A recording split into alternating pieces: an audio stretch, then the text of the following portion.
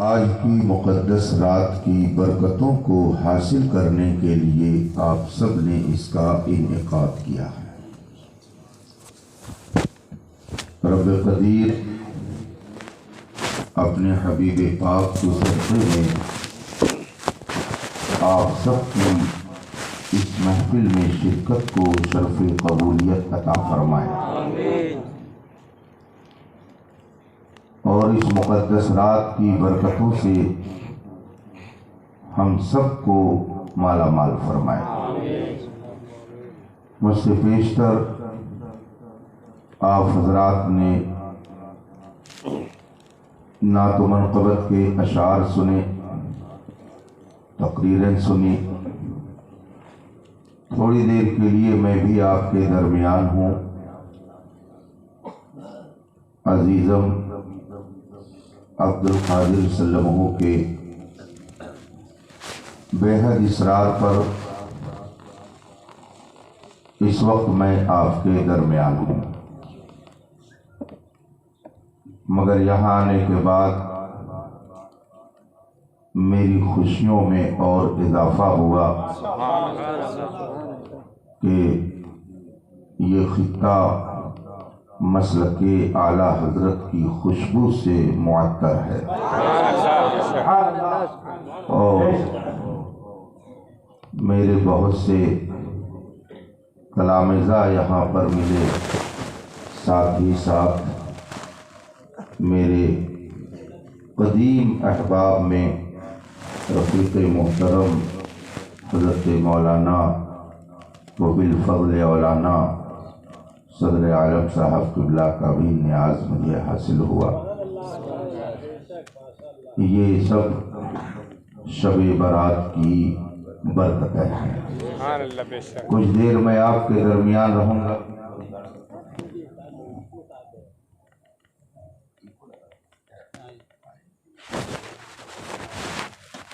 سادہ کر دی، سادہ ہلکا رہے۔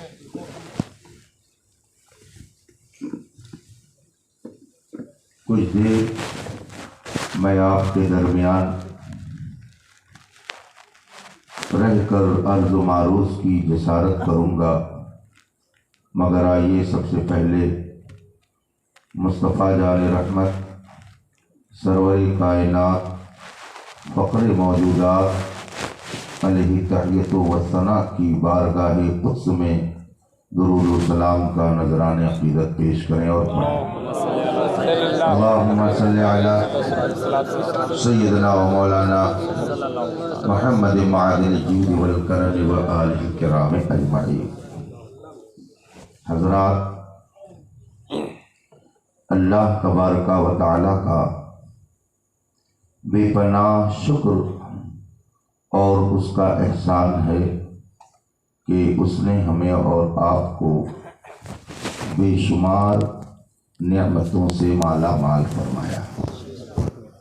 اس کی نعمتیں اتنی کثیر ہیں، اتنی زیادہ ہیں کہ اگر ساری دنیا مل کر اس کی نعمتوں کو شمار کرنا چاہے تو ان کی زندگی ختم ہو جائے گی، مگر اس کی نعمتوں کو شمار نہیں کیا جا سکتا ہے۔ قرآن کریم میں اللہ جل مجدہ ارشاد فرماتا ہے وَإِن تَعُدُّوا نِعْمَةَ اللَّهِ لَا تُحْصُوهَا، اگر تم اللہ کی نعمتوں کو شمار کرو تو شمار نہیں کر سکتے ہو۔ ہمارا اس پر ایمان ہے کہ اس نے بے شمار نعمتیں بندوں کو عطا فرمائی، لیکن یہ بھی ایک مسلم ہے کہ کچھ نعمتیں ایسی ہیں کہ جو اللہ اپنے سارے بندوں کو بخشتا ہے، لیکن کچھ نعمتیں ایسی ہیں جو چن چن کر کے اللہ اپنے بندوں کو عطا کرتا ہے۔ مال اللہ کی نعمت ہے، لیکن اللہ یہ نعمت مومن، غیر مومن، مسلم، غیر مسلم کافر، مرتد، بے دین، بد مذہب سب کو نوازتا ہے۔ دنیا میں کوئی ایسا انسان نہیں ہے جس کے پاس کچھ نہ کچھ مال نہ ہو۔ ہر انسان کو اللہ نے مال کی نعمت عطا فرمائی ہے۔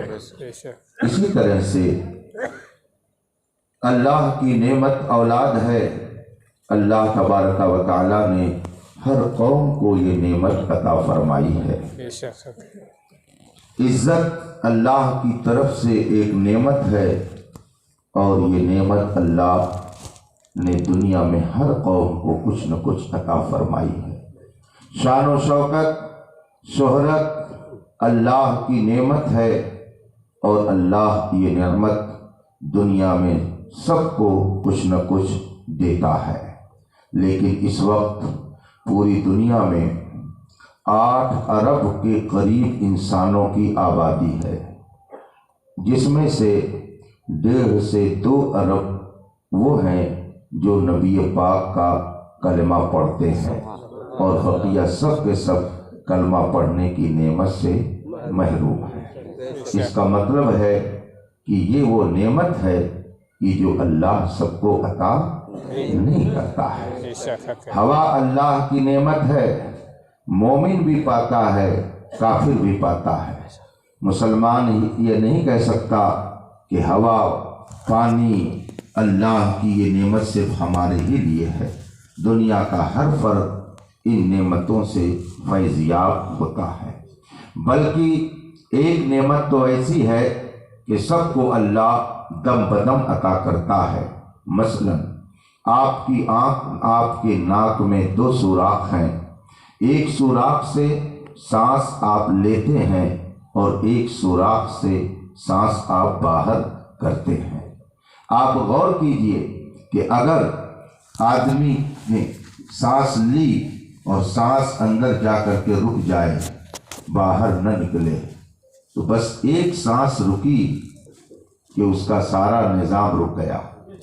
ایک سانس اندر گئی اور وہ باہر نہ نکلے تو پھر آدمی کا جنازہ باہر نکلے گا، اور جو سانس باہر گئی اور پھر وہ کہہ دے میں اندر نہیں جاؤں گی، تو پھر یہی ہوگا کہ اگر سانس اندر نہیں گئی تو آپ بھی گھر کے اندر نہیں جا سکتے۔ اسی لیے شیخ سعدی شیرازی رحمۃ اللہ تعالی علیہ نے اپنی بہت مشہور کتاب گلستہ میں تحریر فرمایا ہے، در ہر نفس یک شکر واجب، ہر سانس پر ایک شکر ادا کرنا واجب ہے۔ اس لیے کہ جب ایک سانس اندر گئی تو اللہ نے ایک زندگی بخشی، اور ایک سانس باہر آئی تو اللہ نے بندے کو ایک نئی زندگی عطا فرمائی۔ گویا اللہ کا کرم اس قدر ہے، اس کی نعمت اس قدر ہے کہ دم بدم ہر سانس میں اس کو ایک نئی زندگی عطا کر رہا ہے۔ اگر انسان اسی نعمت کا شکریہ ادا کرنا چاہے تو زندگی بھر ادا نہیں کر سکتا ہے۔ اتنی پیاری نعمت ہے کہ ساری نعمتیں اسی پر ڈیپینڈ ہیں۔ اگر زندگی نہیں تو پھر دنیا کی ساری نعمتیں کس کام کی؟ آپ کی زندگی نہ رہے تو اب آپ کھیتوں کی ہریالی سے کیا فائدہ اٹھائیں گے؟ پھولوں کی خوشبو سے آپ کو کیا فائدہ ملے گا؟ شاندار قسم کا محل آپ کے کس کام کا ہوگا جب آپ کے پاس زندگی ہی نہیں ہے؟ تو ساری نعمتیں اسی زندگی پر منحصر ہے، ایسی عظیم نعمت، لیکن اللہ یہ نعمت مومن کو بھی دے رہا ہے اور کافر کو بھی دے رہا ہے۔ یہ ساری نعمتیں وہ ہیں جو اللہ سب کو عطا کرتا ہے۔ ایک ذہن میں سوال اٹھتا ہے، مولا تیرے بندے اتنے مجرم، تیرے بندے اتنے خطا کار، تیرے بندے تیرے محبوب کو گالیاں دیتے ہیں، تیرا کلمہ پڑھنے کے بجائے دوسروں کی جبیسائی کرتے ہیں، تیرے در پر جھکنے کے بجائے نہ جانے کہاں کہاں اپنی پیشانی کو جھکاتے ہیں، لیکن اس کے باوجود تو سب کو اپنی رحمتوں سے نوازتا ہے۔ تو جواب ملے گا، اے میرے بندو، تمہارا کمال نہیں ہے، तुम्हारे अंदर कोई खूबी नहीं है कि मैं तुमको ये नेमतें दे रहा हूँ। बात यह है कि मैंने अपने महबूब से ये वादा कर लिया है, मा कान अल्लाहु लियुअज़्ज़िबहुम व अंत फ़ीहिम। ऐ मेरे महबूब, जब तक तुम रहोगे मैं बंदों पर अपना अजाब मुसल्लत नहीं करूंगा। इसका मतलब यह है कि अगर हमें सांस मिल रही है तो इसमें हमारा कमाल नहीं है, मुस्तफा जाने रहमत का कमाल है। अगर है तो इसमें हमारी कोई खूबी नहीं है, ये मुस्तफा जाने रहमत की इनायत का सदका है। अगर हमें औलाद मिल रही है तो इसमें हमारा कोई कमाल नहीं है, ये मुस्तफा जाने रहमत का वसीला है। अगर हमें दौलत मिल रही है तो इसमें हमारा कुछ कमाल नहीं है, बल्कि रसूल पाक की रहमतों का सदका है। इसीलिए आला हजरत बड़े यकीन के साथ कहते हैं, ला रब्बिल अर्श, जिसको जो मिला उनसे मिला, बढ़ती है कौनैन में नेमत रसूलुल्लाह।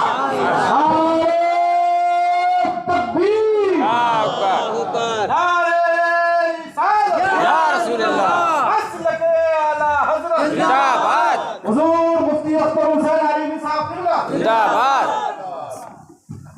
ये आप लोग बैठ जाइए। वाह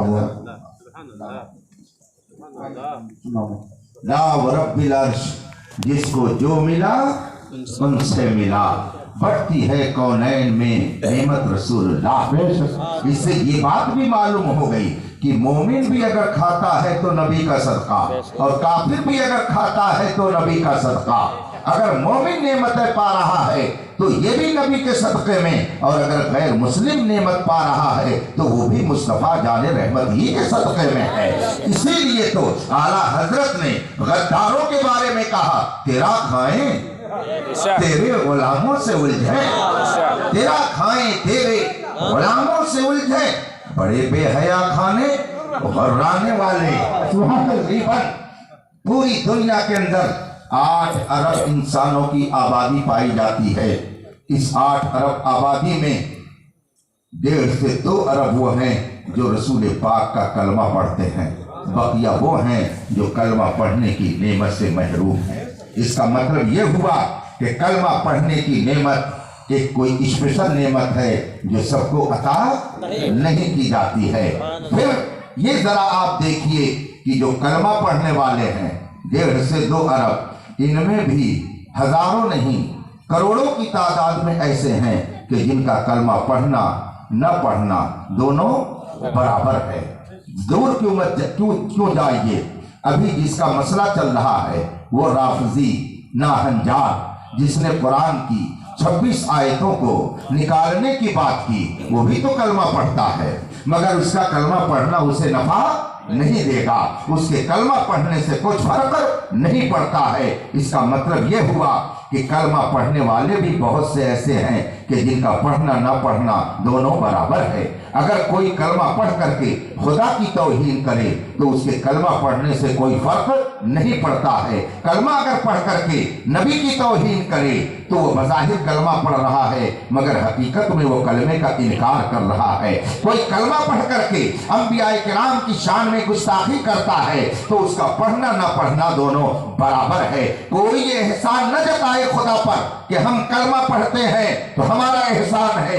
कुरान ने 1400 साल पहले ऐलान कर दिया, ला तमुन्नु अलैया इस्लामकुम, अगर तुम मुसलमान हो तो अल्लाह पर एहसान मत जताओ कि मैं मुसलमान हूँ, बलिल्लाहु यमुन्नु अलैकुम अन हदाकुम लिल ईमान, ये खुदा का एहसान है कि उसने तुम्हें कलमा पढ़ने की तौफीक अता फरमाई। ये हमारा नहीं एहसान है कि हम कलमा पढ़ते हैं, ये मुस्तफा का एहसान है कि उन्होंने हमें कलमा पढ़ने का शौक अता किया है। ये हमारा नहीं एहसान है कि हम यहाँ बैठ कर अल्लाह रसूल का जिक्र कर रहे हैं, ये रब का एहसान है कि उसने हमें अपने जिक्र की तौफीक अता। कलमा पढ़ने वाले 1.5 से 2 अरब हैं, मगर इन कलमा पढ़ने वालों में अरबों की तादाद में वो हैं कि जिनका पढ़ना ना पढ़ना दोनों बराबर है। कोई कलमा पढ़ता है मगर खुदा की शान में तौहीद, कोई कलमा पढ़ता है मगर नबी की शान में तौहीद, कोई कलमा पढ़ता है मगर सहाबा की शान में तौहीद। اور یہ وبا آج کل بہت تیزی سے بڑھ رہی ہے۔ محبت کے نام پر صحابہ کی عداوت کا لوگوں کے دلوں میں صحابہ کی نفرت کا ایک طوفان برپا کیا جا رہا ہے، اور محبت اہل بیت کے نام پر صحابہ کا بغض لوگوں کے دلوں میں ڈالنے کی ناکام کوشش کی جا رہی ہے۔ یاد رکھیے گا کہ محبت اپنی جگہ پر حق ہے۔ ہم اہل بیت سے اگر محبت نہیں کریں گے تو ہمارا ایمان کامل ہو ہی نہیں سکتا ہے، لیکن محبت کے نام پر اگر صحابہ سے عداوت کر بیٹھے تو ہمارا نتیجہ جہنم ہی ہوگا۔ اس لیے کہ جہاں قرآن نے اہل بیت سے محبت کا مطالبہ کیا ہے، وہیں صحابہ کرام کی عظمت کا بھی چراغ دل میں جلانے کا حکم عطا فرمایا ہے۔ ہم الحمدللہ اگر نبی کا کلمہ پڑھتے ہیں تو نبی کے صحابہ سے بھی محبت کرتے ہیں، نبی کے اہل بیت سے بھی محبت کرتے ہیں، ہم اولیاء سے بھی محبت کرتے ہیں، ائمہ مجتہدین سے بھی محبت کرتے ہیں۔ اور یہ تعلیم اور یہ پیارا سبق ہم کو اس زمانے میں جس در سے مل رہا ہے، اس در کا نام امام احمد رضا ہے، جس نے ہمیں صحابہ کی بھی عظمت بتائی، اہل بیت کی بھی محبت عطا فرمائی، اولیاء کرام کی عقیدت کا بھی چراغ ہمارے دل میں جلایا، اور لوگوں کو بتایا تیرے غلاموں کا نقش قدم ہے راہ خدا، وہ کیا بہک سکے جو یہ سراغ لے۔ اللہ کا کرم ہے کہ اس نے ہمیں بے شمار نعمتیں عطا فرمائی، لیکن کلمہ پڑھنے کی نعمت سب کو، اور پھر کلمہ پڑھ کر کے اس کے تقاضے کو پورا کرنے کی نعمت یہ بھی سب کو نہیں ملی ہے۔ کلمہ پڑھنے والے کروڑوں کی تعداد میں، مگر ان کا پڑھنا نہ پڑھنا دونوں برابر ہے۔ اے سنی حضرات، آپ اپنی قسمت پر ناز کرو۔ پوری دنیا میں بڑے اعتماد سے میں یہ کہہ رہا ہوں، صرف اہل سنت و جماعت وہ ہیں کہ جنہوں نے کلمہ پڑھا تو اس کے تقاضے کو بھی پورا کیا ہے۔ نبی کا اگر یہ کلمہ پڑھتے ہیں تو نبی نے جن جن سے محبت کا حکم دیا ہے ان سے محبت بھی کرتے ہیں، اور جن جن سے نفرت کا حکم دیا ہے اہل سنت ان سے نفرت کرتے ہیں۔ یہ کلمے کا تقاضا اگر پورا کرنے والا کوئی طبقہ ہے تو صرف اہل سنت و جماعت ہے۔ پوری دنیا کے اندر مسلک اعلیٰ حضرت کا ماننے والا کوئی ایسا نہیں ملے گا کہ جو کسی ولی کی شان میں گستاخی کرتا ہو۔ پورے ہندوستان پر آپ نظر اٹھا کر کے دیکھ لیجئے، بہت سے ایسی خانقاہیں مل جائیں گی کہ جو کلمہ پڑھتی ہیں، خانقاہی بنتے ہیں لوگ، لیکن اس کے باوجود کہیں صحابہ کی شان میں توہین، کہیں اہل بیت کی شان میں توہین، کہیں ائمہ مجتہدین کی شان میں توہین، کہیں علماء کی شان میں توہین۔ مگر جو مسلک اعلیٰ حضرت کا ماننے والا ہے، آپ دیکھ لیجئے پورے ہندوستان کے اندر جو مسلک اعلیٰ حضرت کا ماننے والا ہے، وہ غوث پاک کا بھی ماننے والا ہے، خواجہ پاک کا بھی ماننے والا ہے، وارث پاک کا بھی ماننے والا ہے، خابر پاک کا بھی ماننے والا ہے، حضرت محبوب الہی کا بھی ماننے والا ہے، مخدوم پاک کا بھی ماننے والا ہے۔ گویا امام احمد رضا کی تعلیم وہ پیاری تعلیم ہے کہ جو اس تعلیم پر مضبوطی سے عمل پیرا رہے گا، انشاءاللہ جنت کا دروازہ اس کے لیے کھلا دکھائے گا۔ سبحان اللہ سبحان اللہ سبحان اللہ۔ اللہ نے بے شمار نعمتیں ہمیں عطا کی ہیں، مگر جو نعمت چن چن کر کے لوگوں کو ملے وہ بڑی اہمیت کی حامل ہوتی ہے۔ مثال کے طور پر، نہیں تو نہیں آ رہے آپ لوگوں کو، اگر آپ کی آبادی میں مثال کے طور پر فرض کر لیجئے 100 گھر اس آبادی میں ہیں، اور اللہ نے سب کو خوشحال بنایا، اور سب کے دروازے پر شاندار قسم کی 4 ویلر کھڑی ہو، سب کے دروازے پر اعلیٰ قسم کی گاڑی کھڑی ہو، ایک ہی گاڑی سب کے دروازے پر کھڑی ہے۔ اب اگر کسی ایک گھر کا نوجوان باہر نکلا، اپنی گاڑی کو سامنے دیکھا، غرور و گھمنڈ میں اس نے اپنا سینہ چوڑا کیا، ناک کھلائی، موچ پر تاؤ دیا کہ میرے دروازے کے سامنے تو یہ گاڑی کھڑی ہے، پڑوسی جب دیکھے گا تو کہے گا کتنا بیوقوف ہے، یہ بھی کوئی فخر کی چیز ہے، یہ گاڑی تو گھر آبادی میں سب کے دروازے پر کھڑی ہے۔ اس کا مطلب یہ ہوا کہ جو چیز سب کے پاس ہوتی ہے وہ فخر کی نہیں ہوتی ہے۔ جو چیز سب کے پاس ہو وہ گھمنڈ کے لیے نہیں ہوتی ہے، اس پر ناز اچھا نہیں لگتا ہے۔ لیکن اگر پوری آبادی میں صرف ایک ہی آدمی کے گھر شاندار قسم کی گاڑی ہو، اب اگر وہ نخرے دکھاتا ہے تو لوگ کہیں گے بھائی اسی کے پاس ہے تو وہ نخرا دکھائے گا ہی، اس میں کون سی بات ہے، جب اسی کے پاس ہے تو وہ گھمنڈ تو کرے گا ہی۔ اس کا مطلب یہ ہوا کہ جو چیز سب کو ملتی ہے وہ قابل فخر نہیں ہوتی ہے، جو کسی کسی کو ملتی ہے وہ فخر کی ہوتی ہے۔ دولت دنیا میں اللہ نے کس کو نہیں دی ہے، حسن و جمال اللہ نے دنیا میں کس کو نہیں دیا ہے، مال و دولت اللہ نے دنیا میں کس کو نہیں دیا ہے۔ دنیا کی ہر قوم کے پاس دولت ہے، دنیا کی ہر قوم کے پاس آل اولاد ہے، دنیا کی ہر قوم کے پاس عزت اور شان و شوکت ہے، دنیا کی ہر قوم کے پاس ناموری ہے، رعب و دبدبہ ہے۔ اللہ نے ہر قوم کو ڈاکٹر دیا، ہر قوم کو ماسٹر دیا، ہر قوم کو انجینئر دیا، ہر قوم کو پروفیسر دیا، ہر قوم کو لائر دیا۔ دنیا کی ہر قوم میں یہ سب پائے جاتے ہیں، مگر اللہ نے غوث اعظم کس کو دیا ہے، خواجہ غریب نواز کس کو دیا ہے، شابیر پاک کس کو دیا ہے، وارث پاک کس کو دیا ہے، امام اعظم کس کو دیا ہے، غوث اعظم کس کو دیا ہے۔ اگر اللہ نے غوث اعظم دیا ہے تو دنیا میں کسی کو نہیں، ہم سنیوں کو۔ اللہ نے اگر غوث اعظم دیا تو ہم سنیوں کو دیا ہے، خواجہ غریب نواز اگر دیا ہے تو ہم سنیوں کو دیا ہے۔ پوری دنیا میں کسی کے پاس امام احمد رضا نہیں ہے، اللہ نے احمد رضا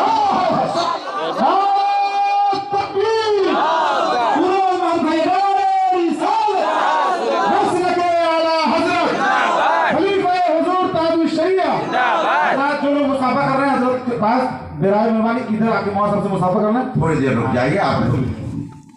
دنیا میں کسی قوم کے پاس غوث اعظم ہیں تو ہم سنیوں کے پاس، خواجہ پاک ہیں تو ہم سنیوں کے پاس۔ اللہ نے کسی کو امام احمد رضا نہیں دیا، اگر امام احمد رضا دیا تو ہم سنیوں کو دیا۔ پوری دنیا کے اندر کسی ملک میں تاج الشریعہ اس وقت نہیں ہے، تاج الشریعہ اگر اللہ نے دیا تو ہم سنیوں کو عطا فرمایا ہے۔ اور یہ ساری نعمتیں اگر ہم کو مل رہی ہیں تو مصطفیٰ جان رحمت کے صدقے میں مل رہی ہیں۔ اسی لیے ہم کہتے ہیں نہ طاعت پر، نہ تقویٰ پر، نہ زہد و اتقا پر ہے ہمارا ناز، جو کچھ ہے محبت۔ سبحان اللہ سبحان اللہ۔ انتم الاعلون ان کنتم مومنین، تم ہی بلند رہو گے، بس شرط یہ ہے کہ مصطفیٰ کے سچے وفادار بن جاؤ۔ ڈاکٹر اقبال کہتا ہے کہ محمد سے وفا تو نے تو ہم تیرے ہیں، یہ جہاں چیز ہے کیا لوح و قلم تیرے ہیں۔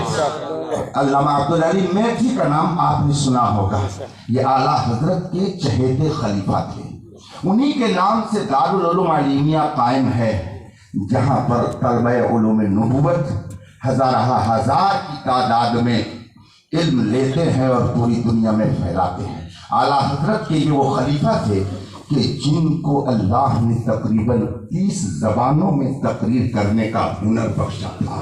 پوری دنیا میں انہوں نے تبلیغ اسلام کے لیے دورہ فرمایا ہے اور 70,000 غیر مسلموں نے ان کے ہاتھ پر اسلام قبول کیا ہے۔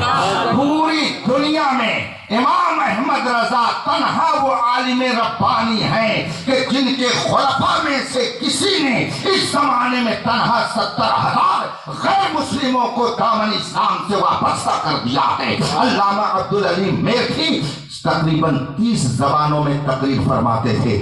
اپنی ایک تقریر میں وہ کہتے ہیں، لوگ کہتے ہیں آگے بڑھو تو ترقی کرو گے، دنیا آگے جا رہی ہے تم بھی آگے جاؤ۔ آج بھی لوگ کہتے ہیں اگر علماء یہ تقریر کرتے ہیں اور کہتے ہیں یہ کرو تو ہمارا یہ نوجوان کہتا ہے کہ یہ اولڈ تھیسس کے آدمی ہیں، یہ بہت ہی پرانی ذہنیت لے کر کے چل رہے ہیں، دنیا کہاں سے کہاں پہنچ گئی، مگر یہ لوگ وہی 1400 سال پرانی باتیں ہی کہتے ہیں۔ میرے بھائیوں آپ بتاؤ دنیا کہاں سے کہاں چلی گئی؟ اس دنیا میں انسان آتا ہے اور آنے کے کچھ دن کے بعد جاتا ہے۔ یہ آنے جانے کا جو سلسلہ ہے نہ جانے کب سے ہے اور کب تک قائم رہے گا، لیکن اتنی بات تو طے ہے چونکہ رسول پاک نے فرمایا ہے اعمار امتی ما بین 60 الی 70، میری امت کے اکثر لوگوں کی عمریں 60 سے 70 کے درمیان ہوں گی۔ رسول پاک فرماتے ہیں کہ میری امت کے لوگ زیادہ تر 60 اور 70 کے بیچ اس دنیا کو چھوڑ کر کے چلے جائیں گے۔ کم وہ لوگ ہوں گے جو 100 سال تک زندہ رہیں۔ آپ خود دیکھ رہے ہیں رسول پاک کا فرمان کس طرح ہمیں صادق ہوتا نظر آتا ہے کہ آدمی اس وقت 60 70 80 سال ہوتے ہوتے دنیا سے چلا جاتا ہے۔ گویا دنیا میں آیا ہے تو کتنے دن اسے موقع ملا ہے؟ 70 اور 80 سال، بس اتنے دن تک اسے اس دنیا میں رہنا ہے۔ شاید اس مجلس میں کوئی ایسا آدمی ہو جس کی عمر 90 سال ہو یا 100 سال ہو، سب اس کے نیچے ہی ہوں گے جو اس پہ بیٹھے ہوئے ہیں، اس سے اوپر یہاں کوئی نہ ہوگا۔ تو اب رسول پاک فرماتے ہیں کہ میری امت کے اکثر لوگوں کی عمریں 60 سے 70 سال کے درمیان ہوں گی، اس کے بعد یہ اس دنیا کو چھوڑ کر کے چلے جائیں گے۔ آنا بھی متحقق اور طے ہے اور جانا بھی بالکل یقینی ہے، مگر مجھ کو آپ بتائیے کیا بادشاہ جب آتا ہے کسی اور طریقے سے اور غریب آتا ہے تو کسی اور طریقے سے نہیں؟ کوئی آنے والا اگر بادشاہ کے گھر میں آئے تو اس کے بھی آنے کا وہی طریقہ، اور کوئی جھوپڑی میں اگر آتا ہے تو اس کے آنے کا بھی وہی طریقہ۔ جس طریقے سے ملکہ اور بادشاہ کی بیوی کے بچے کی پیدائش کے موقع پر اس کو دایا کی ضرورت پڑتی ہے، دودھ کی ضرورت پڑتی ہے، خدمت کی ضرورت پڑتی ہے، اور اللہ کے کرم سے وہ سب مہیا چیزیں ہو جاتی ہیں۔ اسی طریقے سے اگر کوئی جھوپڑی میں پیدا ہو تو اس کے لیے بھی دایا کی ضرورت ہوتی ہے، اس کے لیے بھی دودھ کی ضرورت ہوتی ہے، اور یہ سارا انتظام اللہ کی طرف سے اس جھوپڑی میں رہنے والی عورت کے لیے بھی ہو جاتا ہے۔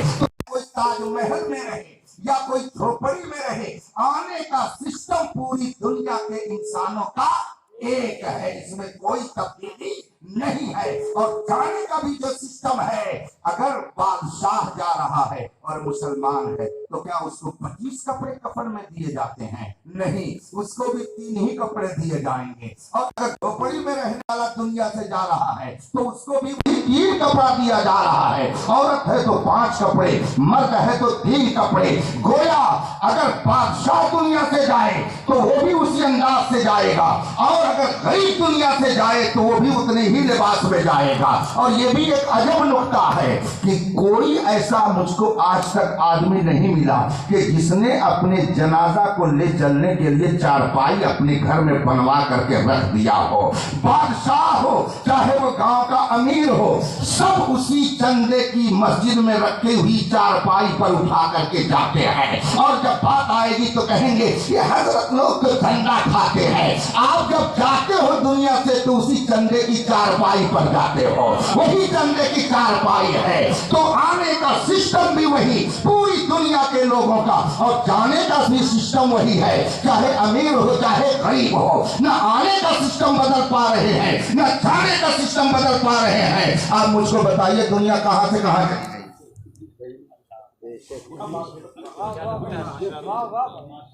سمجھ کے سمجھ کو سمجھو، سمجھنا بھی ایک سمجھ ہے۔ سمجھ کر کے جو نہ سمجھے میری سمجھ میں، آپ لوگ کہیے، میں تو نہیں کہوں گا نہ سمجھ۔ میرے سامنے تو پڑھے لکھے لوگ بیٹھے ہیں، اسٹیج پر تو بہت قابل لوگ بیٹھے ہوئے ہیں، میں تھوڑی کہوں گا کہ نہ سمجھ۔ اور اگر میری زبان سے نکل گیا اور آپ لوگوں نے مجھے گھیر لیا تو تنہا تنہا میں کیا کر پاؤں گا آپ کا؟ اس لیے میں یہ تو نہیں کہوں گا کہ آپ نہ سمجھ ہیں۔ آپ اگر نہ سمجھ ہوتے تو آج شب برات کی برکتوں کو لینے کے لیے رات کی اس تنہائی میں یہاں بیٹھے نہ ہوتے۔ اسی لیے علماء فرماتے ہیں جو صاحب ایمان ہوتا ہے وہ جاہل مطلق ہو ہی نہیں سکتا ہے، اس لیے کہ جسے خدا کی معرفت حاصل ہو جائے، جس کو نبی کے درجے کا علم حاصل ہو جائے، وہ بڑا جاہل کیسے ہو سکتا ہے؟ الحمدللہ ہر مومن مرتبہ مصطفیٰ کو بھی کچھ نہ کچھ جانتا ہے، اور معرفت خداوندی بھی اسے حاصل ہوتی ہے، اس لیے وہ جاہل مطلق نہیں ہوتا ہے۔ جاہل مطلق تو وہ ہے جو بہت کچھ ہو کر کے بھی خدا کو نہیں پہچانتا۔ نہ آنے کا سسٹم بدلا تو بتائیے آپ دنیا کہاں سے کہاں چلی گئی؟ لوگ کہتے ہیں دنیا بہت ترقی کر گئی، ٹاٹا برلا کہاں چلا گیا، قارون کہاں چلا گیا، شداد کہاں چلا گیا، نمرود کہاں چلا گیا، فرعون کہاں چلا گیا، کہاں ترقی کر کے یہ چلے گئے؟ ان کا اس دنیا میں کوئی نام و نشان نہیں رہ گیا۔ لیکن غوث اعظم کل بھی زندہ تھے، آج بھی زندہ ہیں۔ خواجہ غریب نواز کل بھی زندہ تھے، آج بھی زندہ ہیں۔ محبوب الہی کل بھی زندہ تھے، آج بھی زندہ ہیں۔ امام احمد رضا کل بھی زندہ تھے، آج بھی زندہ ہیں۔ وَأَنْتُمُ الْأَعْلَوْنَ إِن كُنتُم مُؤْمِنِينَ، اگر مصطفیٰ کے وفادار ہو تو دنیا سے جانے کے بعد بھی تم ہی بلند رہو گے۔ شرط یہ ہے کہ مصطفیٰ کے سچے وفادار۔ علامہ عبدالعلی میٹھی فرماتے تھے، دنیا کہتی ہے آگے بڑھو، وہ فرماتے میں کہتا ہوں پیچھے چلو، تم کہتے ہو آگے چلو۔ علامہ میٹھی فرماتے میں کہتا ہوں پیچھے چلو اور پیچھے چلو اور پیچھے چلو، 1400 سال پہلے چلے جاؤ تو تم کو یہ تاریخ ملے گی کہ دشت تو دشت ہے، دریا بھی نہ چھوڑے ہم نے، بحر ظلمات میں دوڑا دیے گھوڑے ہم نے۔ فرماتے پیچھے چلو، جب تم پیچھے چلو گے تو رب تمہیں آگے کرے گا۔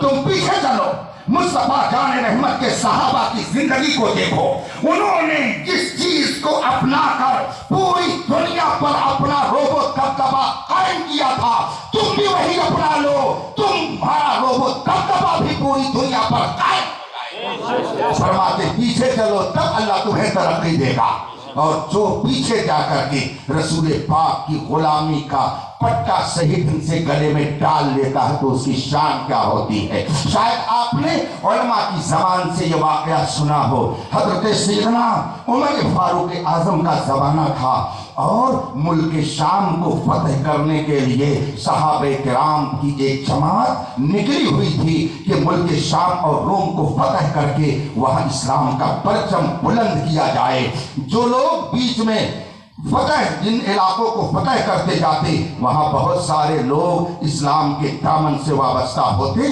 چلے جاتے تھے۔ ان وابستہ ہونے والوں میں ایک عظیم نام حضرت دامش ابو الہول کا تاریخ میں ملتا ہے۔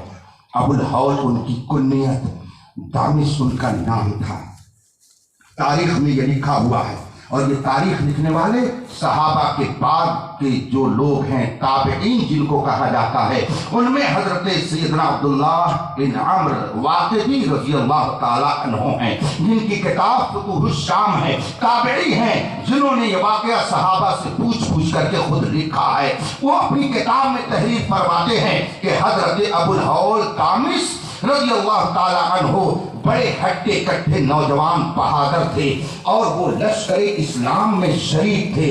اتفاق سے ایک مقام پر رومیوں کے 30,000 لشکر نے مسلمانوں کی اس جماعت کو گھیر لیا۔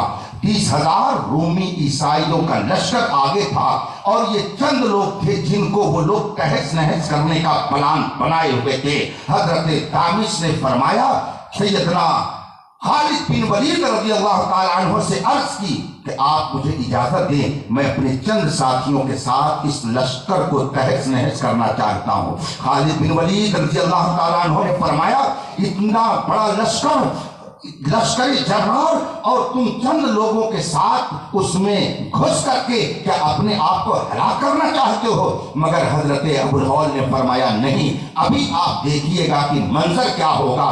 حضرت خالد بن ولید نے اجازت دے دی اور حضرت دامش 10 ساتھیوں کو لے کر اس لشکر پر ٹوٹ پڑے۔ 30,000 کا لشکر سامنے ہے اور یہ کل 11 لوگ ہیں۔ اس لشکر جرار میں جب یہ گھسے، گھمسان کی لڑائی لڑی، نتیجہ یہ ہوا کہ 30,000 میں بہت سارے جہنم رسید ہوئے، مگر یہ 11 ساتھی قید کر لیے گئے۔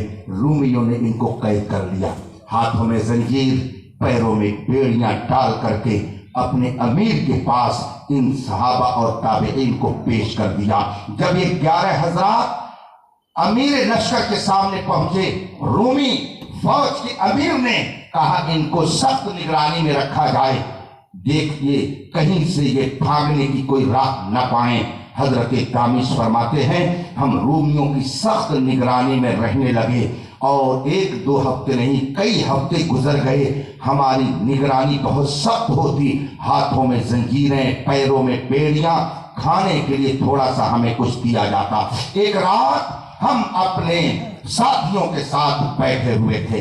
अब उसके बाद का वाकया सुनिए। हजरत खालिद बिन वलीद इन 11 साथियों के कैद होने से बहुत ज्यादा गमगीन और अफसुर्दा रहते।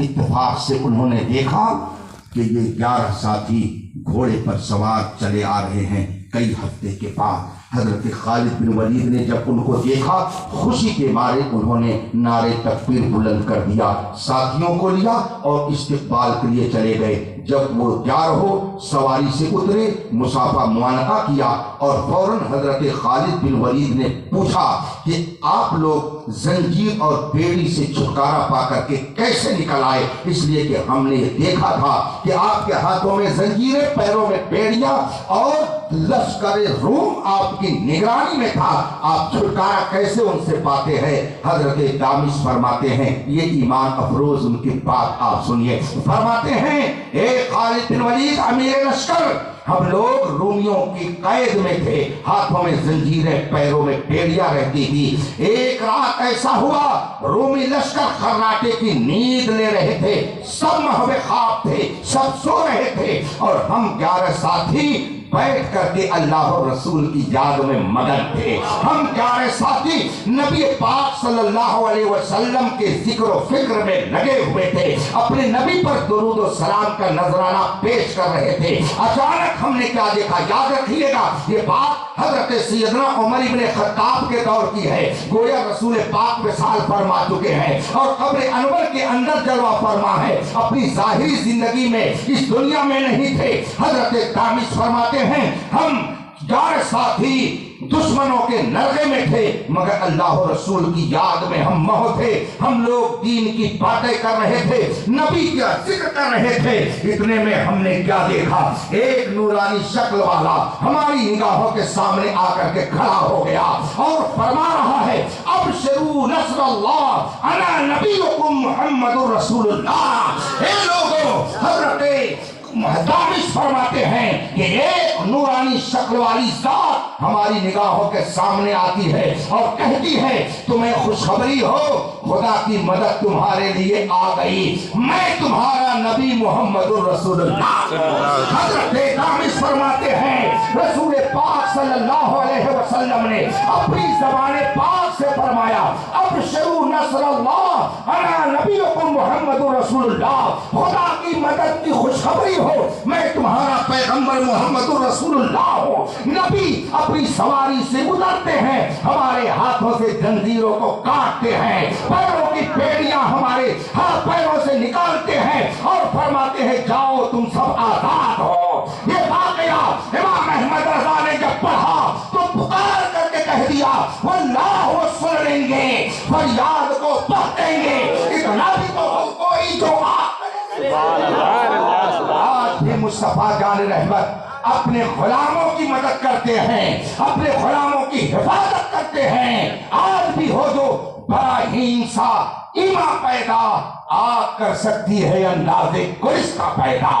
मेरे भाइयों, इस वाक़े से हमें यकीन कर लेना चाहिए कि अगरचे मुस्तफा जान रहमत मदीने में हैं, मगर अपने गुलामों से बेखबर नहीं है। दूर और नजदीक के सुनने वाले वो काने लाले करामत पे लाखों सलाम। हजरत दामिश फरमाते हैं रसूल पाक सल्लल्लाहु अलैहि वसल्लम जब सवारी से नीचे उतरे, पूरा माहौल बुक़्क़े नूर बन गया, नूरानी माहौल बन गया और उन्होंने इरशाद फरमाया तुम्हें अल्लाह की मदद की खुशखबरी हो, मैं तुम्हारा पैगंबर मुहम्मदुर रसूलुल्लाह हूँ। मुझे आप बताइए, रसूल पाक तो मदीने तैयबा के अंदर अपनी कब्र अनवर के अंदर आराम फरमा है और ये हजरात मुल्क शाम की जंग में है, दुश्मनों की कैद में है। किसने बता दिया रसूल पाक को कि आपके गुलाम कैदी हैं? इसका मतलब है नबी से उनका कोई कोई उम्मती पोशीदा नहीं होता है। इसीलिए आला हजरत फरमाते हैं और कोई गैर क्या तुमसे नेहा हो भला, जब ना खुदा ही छुपा तुम पे करो। दरूद पाक पढ़े अल्लाहुम्मा सल्ली अला सय्यिदना व मौलाना मुहम्मद मालिक वल करम व आलिहि अजमईन व अंतुम अलअला इन कुंतुम मुमिनीन। तुम ही बुलंद रहोगे, शर्त यह है कि मोमिने कामिल बन जाओ। जगह जगह के तुझे थक चुके हैं हंगामे, निशाते लज्जते ख्वाबे गिरा बदल डालो। गलत रवि से मनाजिल का बोझ बढ़ता है, मुसाफिरों रविश कारवां बदल डालो। रब खान मोहतरम, साल भर से पूरी दुनिया और हमारा हिंदुस्तान कोरोना की जद में आकर के अपाहिज हो गया है। बड़ी बड़ी ताकतें, एक जुकाम का इलाज, इसका मतलब क्या हुआ कि अगर खुदा चाहे तो सुपर पावर भी सिफर पावर बन जाए, और सुपर पावर सिफर पावर बन गई। एक जुकाम का इलाज अभी तक है ना। मेरे भाइयों, आप अपनी किस्मत पर नाज करो कि आप उस कुरान पर ईमान रखते हो जिसने 1400 साल पहले फरमा दिया, बेदिल मुल्क व हुवा अला कुल्लि शैइन कदीर। हुकूमत तुम्हारे कब्जे में नहीं है, हुकूमत उस खुदा के कब्जे में है जो हर शय पर कादिर है। तुम मुल्क नहीं चलाते हो, वो मुल्क चलाता है। तुम तख्त पर बैठ करके हुकूमत नहीं करते हो, हुकूमत हकीकत में खुदा तुम्हें अता करता है। बेदिल मुल्क, मुल्क उसी के कब्जे में है, हुकूमत उसी के कब्जे में है। ये तो उसका कर्म है कि उसने कुछ दिन के लिए तुम्हें अता कर दिया है, लेकिन वो कभी दे करके आजमाता है और कभी लेकर आजमाता है। इसलिए अगर आज किसी को उसने कोई नेमत दे रखी है तो उस पर इतराना। बहुत पहले मुझसे एक ईट भट्टे के मालिक से गुफ्तगू हो रही थी, बहुत अच्छी बात उसने कही। उसकी जवानी का आलम था, मेरा बचपना था, मगर वो मुझसे बात करते करते कहता है, जनाब, मैं उस वक्त तालिब इल्म था, कहता है जनाब हम लोग अल्लाह के कैशियर हैं, अल्लाह के कैशियर हैं।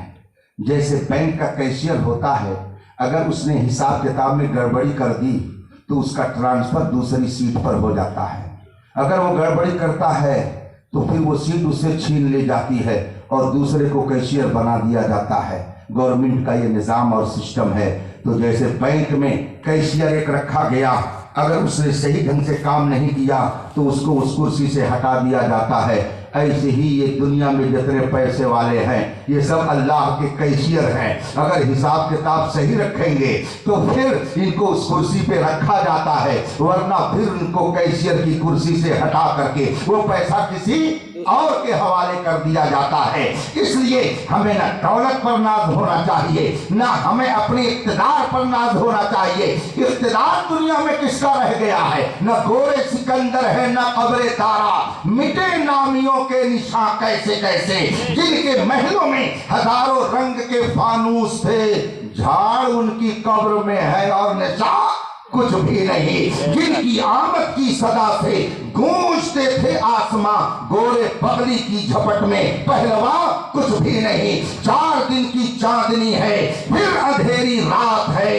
यह तेरा हुस्नो शबाब है नौजवान कुछ भी नहीं। किस चीज पर नाज? इल्म पर, दौलत पर, जमानी पर, हुस्न पर, औलाद पर? किस चीज पर आपको घमंड है? किस चीज पर आप नाज करते हैं? हजरत सैयदना इमाम हजरत सैयदना इमाम ग़ज़ाली का नाम तो सुना होगा आप लोगों ने, सूफिया के इमाम है। और यहाँ एक बुजुर्ग सूफी तशरीफ फरमा हुआ करते थे, सूफिया के इमाम हैं हजरत सैयदना इमाम ग़ज़ाली रज़ी अल्लाह ताला अन्हु। वो अपनी एक तहरीर में लोगों को सबक दे रहे हैं, अपने खुतबे में, अपनी एक तकरीर में फरमाते हैं, तुम्हें घमंड किस चीज पर है? दौलत पर, इल्म पर? अब एक एक का वो तज्जिया कर रहे हैं, सर्वे कर रहे हैं। फरमाते हैं, ए इल्म पर घमंड करने वाले, ये बता कि तू जन्नत में जाएगा कि जहन्नम में? इतने लोग यहां पर बैठे हुए, कोई बता सकता है? کہ میں جنت میں جاؤں گا کنفرم کوئی کہہ سکتا ہے؟ نہیں۔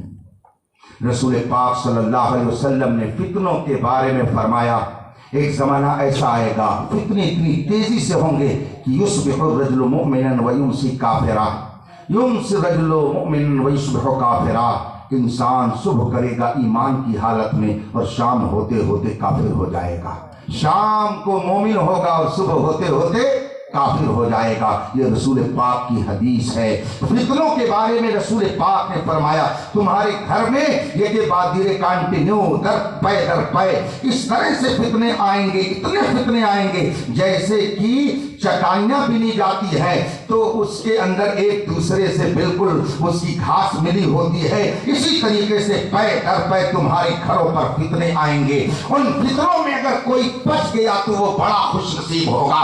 آج ہم خود اپنے ماتھے کی آنکھوں سے دیکھتے ہیں کہ آدمی دن میں سنی صحیح عقیدہ اور شام کو جب وہ اپنے بستر پر گیا تو اس نے کھولا ورکشاپ، کھودا اس نے یوٹیوب، اور یوٹیوب پہ اس کو مرزا غلام قادیانی کا مبلغ نظر آیا، بڑی اچھی تقریر وہ کر رہا ہے اور دل میں بیٹھ گئی، کہا ہاں یہ بات صحیح کہہ رہا ہے۔ صبح سے شام تک مومن تھے اور صرف جب صبح کو اٹھے تو ایمان ہاتھ سے جا چکا ہے۔ یمسی الرجل مؤمنا ویصبح کافرا، شام کو مومن صبح کو کافر، صبح کو مسلمان شام کو کافر ہوگا۔ یہ وہی زمانہ ہے، ہم اپنے ماتھے کی آنکھوں سے دیکھتے ہیں۔ کل تک کتنے نوجوان جو سنی صحیح عقیدہ تھے آج کوئی غیر مقلد ہو گیا ہے، کوئی نجدی وہابی ہو گیا ہے، کوئی سلح کلی ہو گیا، کوئی قادیانی ہو گیا، کوئی مرزائی ہو گیا۔ ابھی 2 سال پہلے کی بات ہے، آپ کے پڑوس غازی پور ضلع کا واقعہ، ہو سکتا ہے آپ لوگوں نے بھی سنا ہو۔ وہاں ایک قصبہ ہے جس کا نام مہند ہے، وہاں کا ایک نوجوان پڑھتا تھا گلبرگہ یونیورسٹی کے اندر، اور جہاں سے وہ پڑھنے کے لیے گیا لیکن ایک پڑوسی ملک کے گمراہ مرتد نے نبوت کا دعویٰ کر رکھا تھا جس کو بہائی کہا جاتا تھا۔ اس نے ورکشاپ کے ذریعہ، یوٹیوب کے ذریعہ اس کی تعلیمات کو حاصل کیا اور پھر آخر خود وہ بھی بہائی بن گیا، وہ بھی نبوت کا اس کے مصدق اور تصدیق کرنے والا بن گیا جس نے پڑوسی ملک میں نبوت کا دعویٰ کیا تھا۔ یہ اس کو نبی ماننے لگا اور صرف تنہا نہیں بلکہ آہستہ اس نے یونیورسٹی میں لوگوں کو اس کی تبلیغ کرنا شروع کر دی، اور نتیجہ یہ ہوا کہ اس نے چند لوگوں کو اپنا ہمنوا بنا لیا۔ جب دوسرے کالج کے دوسرے بچوں کو پتہ چلا، یونیورسٹی کے مسلمانوں کو معلوم ہوا کہ یہ تو بہائی بن گیا ہے اور تبلیغ کر رہا ہے بہائیت کی، لوگوں نے اسے بحث و مباحثہ کیا اور نتیجہ یہ ہوا کہ جب وہ نہیں مانا تو اپنی جان بھی اس نے گنوا دی۔ آپ کو یہ سب ہو سکتا ہے معلوم ہو، ابھی 2 سال پہلے کی بات ہے۔ بدعقیدہ بنا، گمراہ بنا، عقیدہ بھی گیا اور ایمان بھی گیا۔ نہ جانے کتنے نوجوان آج پڑوسی ملک کے غامدی کی تقریریں سن کر کے گمراہ ہو چکے ہیں۔ نہ جانے کتنے ایسے ایجنٹ یہود و نصارہ کے ہیں جو اپنے آپ کو مسلمان کہلاتے ہیں مگر اسلام کی بنیادوں کو کھوکھلی کرنے کی کوشش کر رہے ہیں۔ پوری دنیا کے اندر الحاد اور بے دینی کی تحریک چلائی جا رہی ہے۔ اگر ان سے ہم ڈائریکٹ کہیں گے تم یہودی بن جاؤ، نہیں بنے گا، عیسائی بن جاؤ، نہیں بنے گا، غیر مسلم بن جاؤ، نہیں بنے گا، لیکن ان کو اس طرح سے تعلیم دو، اس طرح سے ان کے سامنے باتیں رکھو کہ یہ کلمہ تو پڑھے محمد عربی کا من بننا مگر ان کا وفادار نہ بن سکے بلکہ ان کا غدار بن جائے۔ انہی غداروں میں یہ رافضی وسیم ہے جس نے 26 آیتوں کو نکالنے کی بات کی ہے، لیکن شاید اسے معلوم نہیں ہے قول محمد قول خدا، فرمان نہ بدلا جائے گا، بدلے گا زمانہ لاکھ مگر قرآن نہ بدلا جائے گا۔ تکبیر، نعرہ رسالت، مسلک اعلیٰ حضرت خلیفہ حضور تاج الشریعہ حضرت علامہ مفتی اختر حسین علیمی۔ ایمان وہ عظیم نعمت ہے، دنیا کے اندر جتنی نعمتیں اللہ نے دی وہ ساری نعمتیں ایک طرف اور نعمت ایمان ایک طرف۔ اس نعمت کا مقابلہ دنیا کی کوئی نعمت نہیں کر سکتی ہے۔ اس نعمت کی لذت جب سیدنا عمر فاروق، سیدنا عثمان غنی، سیدنا ابوبکر صدیق، سیدنا مولا کائنات بلکہ سیدنا بلال حبشی کو معلوم ہو گئی تو وہ زبان حال سے یہی کہتے رہے، ہر جفا ہر ستم گوارا ہے، یا رسول اللہ اتنا کہہ دے کہ تو ہمارا ہے۔ حضرت سیدنا بلال حبشی کو جب مکہ میں مشرکین اذیت پہنچاتے تو صحابہ دیکھ کر کے بہت تکلیف محسوس کرتے۔ ایک دن صحابہ کی ایک جماعت جا رہی تھی اور بلال کا آقا جو اس وقت مشرک اور بے دین تھا، جس کے قبضے میں حضرت سیدنا بلال تھے، ان کا جو مالک تھا وہ اذیت پہنچا رہا تھا۔ صحابہ نے کہا بلال آپ کی اذیت دیکھ کر کے ہم برداشت نہیں کر پا رہے ہیں۔ حضرت بلال کتنا پیارا جواب دیتے ہیں کہ اس میں اذیت کی کون سی بات ہے، اس میں تکلیف کی کیا بات ہے، آپ کیوں تکلیف محسوس کر رہے ہیں؟ کیا آپ نہیں جانتے کہ آدمی جب مارکیٹ میں کوئی گھڑا خریدنے کے لیے جاتا ہے، مٹی کا گھڑا جب خریدتا ہے تو خریدنے سے پہلے اس کو ٹھونکتا ہے، اس کو بجاتا ہے کہ یہ گھڑا کہیں خراب تو نہیں ہے، ٹوٹا تو نہیں ہے، کچا تو نہیں ہے۔ جس طریقے سے ایک خریدار دکان پہ جاتا ہے گھڑا خریدنے کے لیے تو اس کو ٹھونکتا ہے کہ یہ کچا ہے یا پکا، ٹوٹا ہے کہ صحیح ہے۔ تو اگر ایک گھڑا خریدنے والا اس کو آزماتا ہے تو میرا مالک مجھے خرید رہا ہے، تو میں پریشان ہونے کی ضرورت نہیں ہے، میرا مولا مجھے خرید رہا ہے، وہ آزما رہا ہے کہ میرا بلال کچا ہے کہ پکا ہے۔ تمہیں تکلیف محسوس کرنے کی ضرورت نہیں ہے۔ مالک کائنات خداوند قدوس مجھے آزما رہا ہے کہ بلال کلمہ توحید پڑھنے میں پکا ہے کہ کچا ہے، اور جب پکا ہو گیا تو 1400 سال میں پوری دنیا کے اندر میرے بلال کا کوئی جواب سبحان اللہ کہ محمد سے وفا تو نے تو ہم تیرے ہیں، یہ جہاں چیز ہے کیا لوح قلم۔ میرے بھائیو آج کی رات شب برات ہے، ہم یہاں بیٹھے ہیں مگر ہمارا کنیکشن مدینہ طیبہ سے جڑا ہوا ہے، مدینہ طیبہ سے ہمارا تعلق جڑا ہوا ہے۔ رسول پاک اپنی امت کی نگہبانی فرماتے ہیں، وہ خوب جانتے ہیں کہ کون آج کیا نام ہے صاحب کا؟ سٹھولی۔ یہاں سیٹ زیادہ رہتے ہیں کیا؟ اچھا پہلے تھے، بات وہی آئی نا کہ کیشیئر نہیں تھے صحیح ڈھنگ سے تو ٹرانسفر کر دیا گیا ان کا۔ سٹھولی آپ ہی نے بتایا کہ پہلے تھے، سیٹ سے سٹھولی بن گیا۔ ہاں یہ نظام دنیا ہے، کسی کو اپنی طاقت پر، کسی کو اپنی دولت پر، کسی کو اپنے حسن پر، کسی کو اپنی جوانی پہ اترانا نہیں چاہیے۔ بات دور نکل گئی تھی، میں عرض کر رہا تھا سیدنا امام غزالی نے فرمایا علم پر تمہیں گھمنڈ، یہ بتا کہ تیرا انجام کیا ہے، جنت میں جائے گا کہ جہنم میں، اپنے رزق کے بارے میں تمہیں کچھ معلوم ہے؟ اتنے علماء یہاں بیٹھے ہیں، آپ سب بیٹھے ہیں، کوئی گارنٹی سے نہیں کہہ سکتا ہے کہ ہاں۔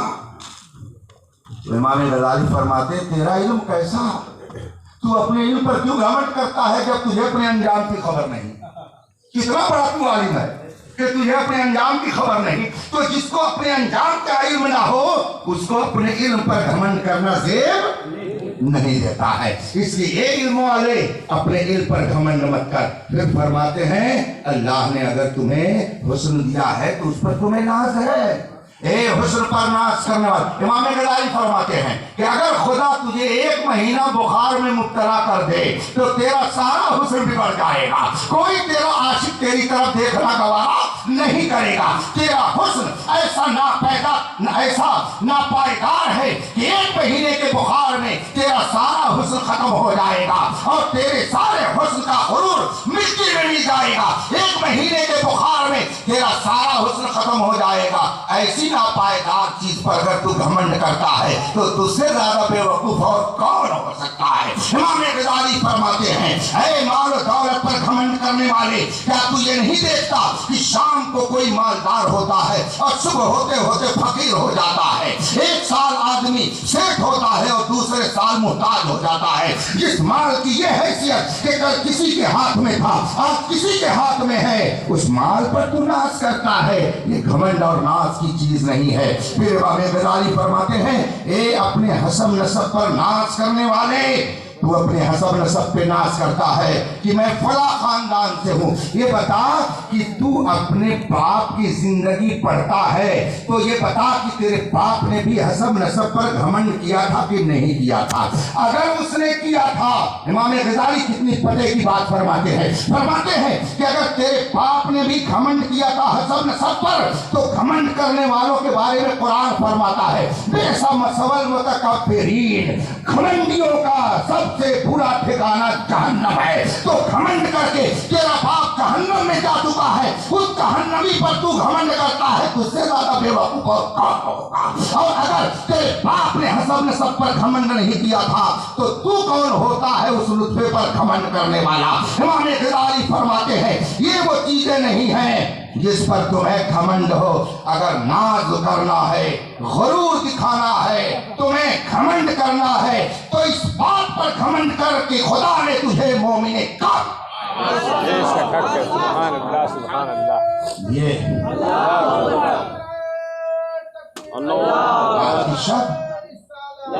بارات کی شب ہے، وہ بارات نہیں جو آپ لوگ لے کر کے دولہا کے ساتھ جاتے ہیں، وہ تو بارات الگ ہوتی ہے۔ یہ بارات کا مطلب ہوتا ہے چھٹکارا۔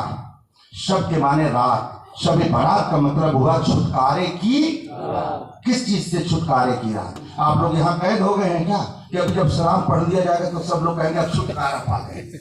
ایسا نہیں ہے۔ اور کوئی صاحب یہ نہ سوچیں گے کہ ہم لوگ بیٹھ گئے، آج آبادی کے لوگوں نے جلسہ رکھ دیا، حضرت کو بلا لیا، علماء کو بلا لیا، بیٹھ گئے، ہم لوگ جا کر کے نفل پڑھتے، ہم لوگ کچھ عبادت میں لگے رہتے، اور یہاں بیٹھ گئے، شب برات کتنی پیاری رات تھی اور ہم لوگوں نے کچھ عبادت نہیں کی۔ یاد کیجئے رسول پاک صلی اللہ علیہ وسلم مسجد نبوی میں داخل ہوئے تو دیکھا ایک طرف ایک صحابی رسول دین کی باتیں بتا رہے تھے، وہ ایک طبقہ ان کے پاس بیٹھ کر کے سیکھ رہا تھا، اور ایک گروپ دوسری طرف تھا جو غور و فکر میں عبادت و ریاضت میں لگا ہوا تھا۔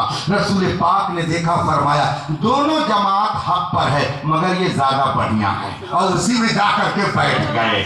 اس کا مطلب کیا ہوا؟ تدارس العلم ساعۃ من اللیل خیر من احیائها۔ تھوڑی دیر رسول پاک کے علم کو قوم تک پہنچا دینا، تھوڑی دیر رات کے حصے میں یہ پوری رات عبادت کرنے سے افضل ہے۔ یہ رسول پاک نے فرمایا ہے۔ آپ یہاں جو 2 گھنٹہ بیٹھے، اگر آپ نے اپنے ایمان میں تازگی محسوس کر لی، احکام شریعت کو جان لیا، تو یہ پوری رات عبادت کرنے سے افضل ہے۔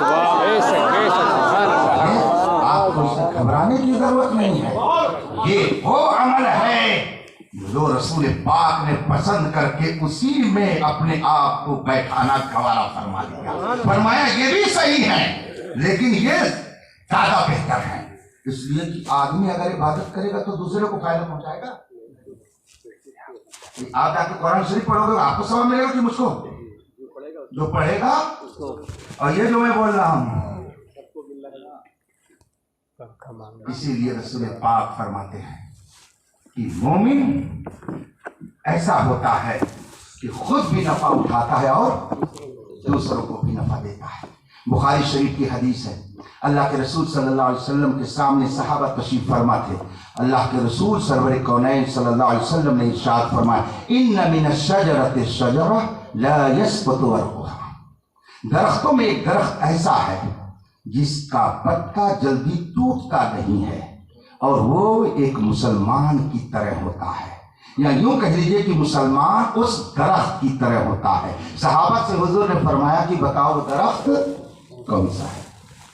ایک درخت ہے، حضور فرماتے ہیں، جس کے پتے جلدی ٹوٹتے نہیں ہیں اور وہ مسلمان کی طرح ہوتا ہے۔ وہ درخت مسلمان کی طرح ہوتا ہے۔ صحابہ سے حضور نے فرمایا بتاؤ کون سا درخت ہے؟ تو میں بھی آپ سے پوچھ رہا ہوں، بتائیے کون سا درخت ہے؟ کتنے لوگ بیٹھے ہوئے ہیں؟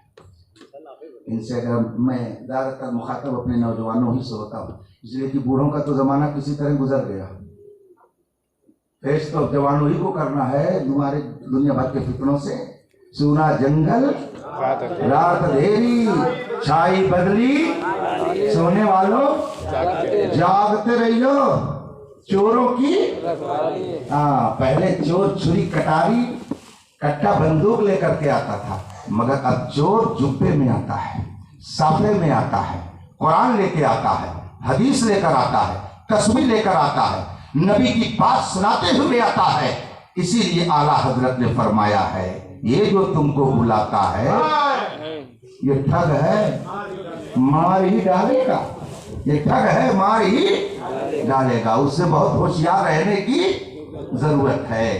ایک درخت ہے جو مومن کی طرح ہوتا ہے اور اس کے پتے گرتے نہیں ہیں جلدی، وہ کون سا درخت ہے؟ صحابہ سے رسول پاک نے پوچھا تو اب سب ایک دوسرے سے کہا بتائیں کون سا درخت ہے، وہ بتائیں کون سا درخت ہے، سب ایک دوسرے سے کہہ رہے کون سا درخت ہے۔ حضرت عمر فاروق اعظم رضی اللہ تعالیٰ عنہ کے شہزادے جن کا نام حضرت عبداللہ ہے، حضرت عبداللہ ابن عمر رضی اللہ تعالیٰ عنہ، ان کی عمر کچھ کم تھی۔ جتنے صحابہ وہاں بیٹھے تھے ان میں سب سے کم عمر کے یہی تھے، مگر یہ بار بار کہتے تھے کہ میں کچھ کہہ دوں، میں کچھ کہہ دوں، میں بتا دوں، مگر فرماتے ہیں کہ میں چونکہ چھوٹا تھا تو بڑوں کے سامنے بولتے ہوئے مجھے تکلف ہو رہا تھا۔ صحابہ نے رسول پاک صلی اللہ علیہ وسلم کے اس سوال کے جواب میں کچھ نہ کہا، کوئی جنگلی کسی درخت کو بتاتا، کسی درخت کا نام لیتا کوئی۔ اب جب سب لوگ آپس میں کہہ چکے تم بتاؤ کون سا درخت، تم بتاؤ کون سا درخت، تو اب سب نے کہا یا رسول اللہ آپ ہی بتائیے وہ کون سا، ہم کیا بتائیں وہ کون سا درخت ہے جو مسلمان کی طرح ہوتا ہے۔ رسول پاک صلی اللہ علیہ وسلم نے فرمایا تم بتاؤ، یعنی یا رسول اللہ آپ ہی بتائیے۔ میرے آقا نے فرمایا وہ ہے کھجور کا درخت، وہ ہے کھجور کا درخت۔ کھجور کا درخت کس کی طرح ہوتا ہے؟ اللہ۔ کھجور کے درخت کو ایک مومن کی طرح رسول پاک نے فرمایا۔ شارحین حدیث فرماتے ہیں کہ رسول پاک نے اس درخت کو مومن کی طرح کیوں فرمایا، تو وہ فرماتے ہیں اس کی شرح میں کہ تنہا کھجور ہی ایسا درخت ہے، وہ اتنی خوبیاں اپنے اندر رکھتا ہے کہ کوئی دوسرا درخت اتنی خوبی نہیں رکھتا ہے۔ چنانچہ شارحین حدیث فرماتے ہیں کہ دوسرے درخت پانی زیادہ کھاتے ہیں مگر کھجور پانی کم کھاتا ہے۔ دوسرے درختوں کو اگر آپ ریتیلی زمین میں لگا دیجئے تو سوکھ جائیں گے مگر کھجور ریتیلی زمین میں خوب اگتا ہے۔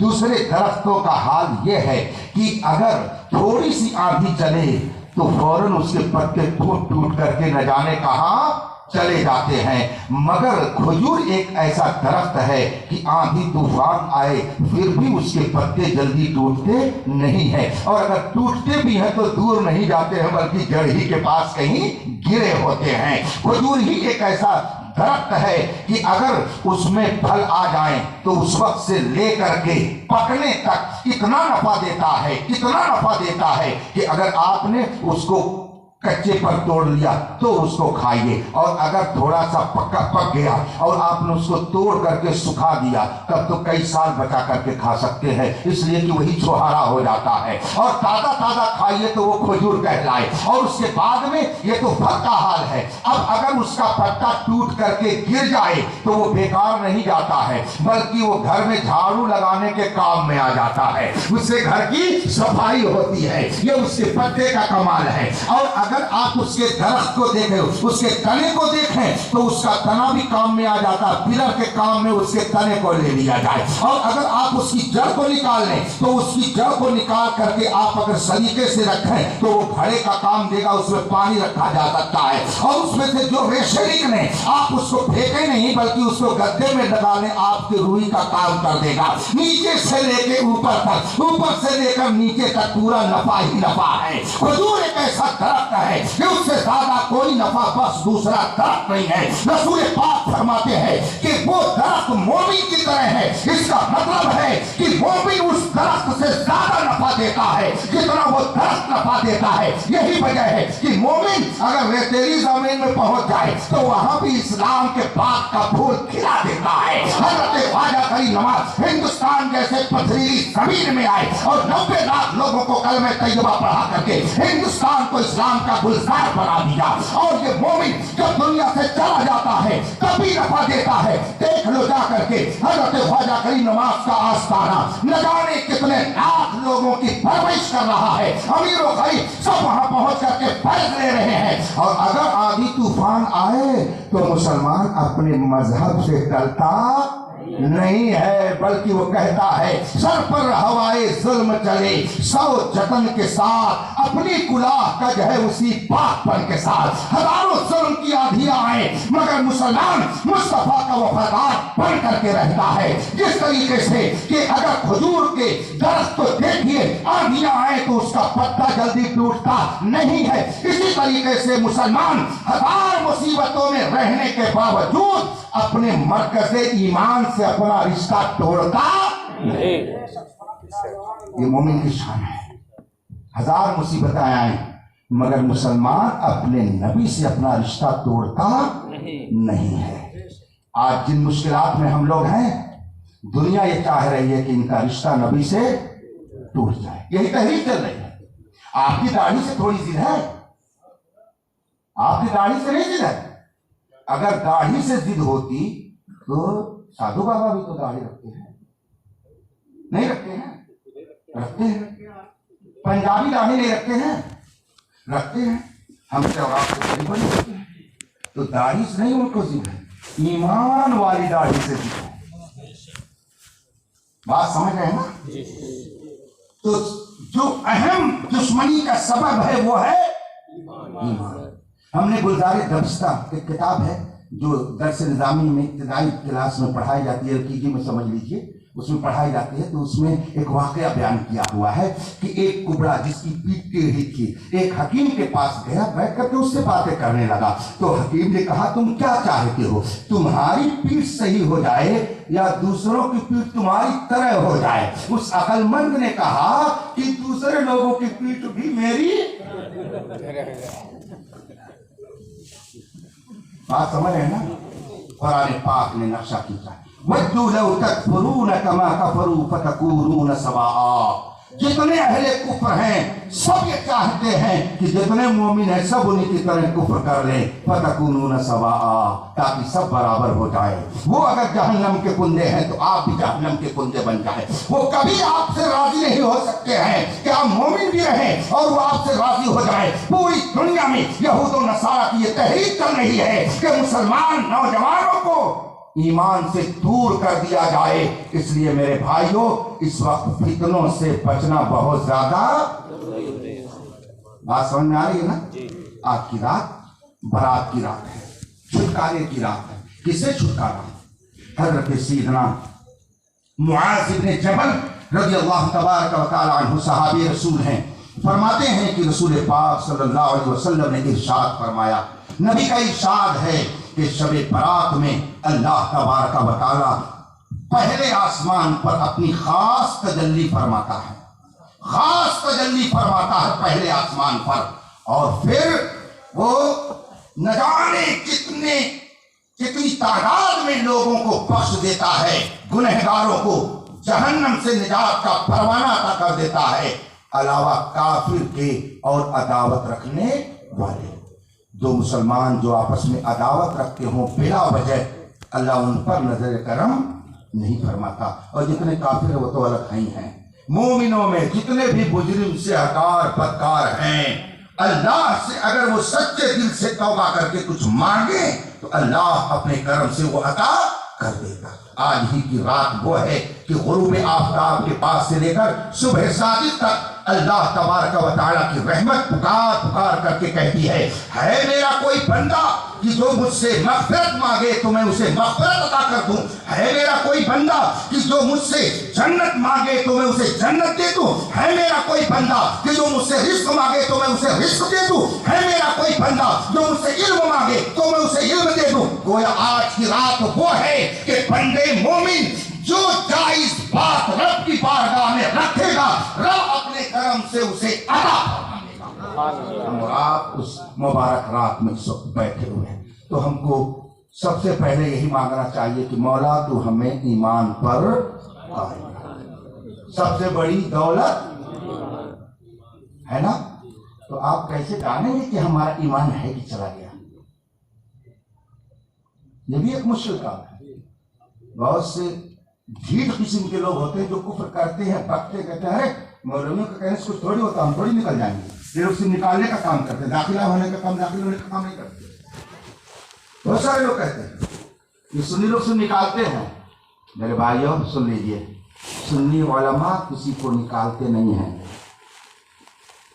اگر ایک آدمی یہاں بیٹھا ہو پکا سنی مسلمان ہو اور سب لوگ مل کر کے کہو یہ اسلام سے باہر ہے، اسلام سے باہر ہے، اسلام سے باہر ہے، نکل جائے گا؟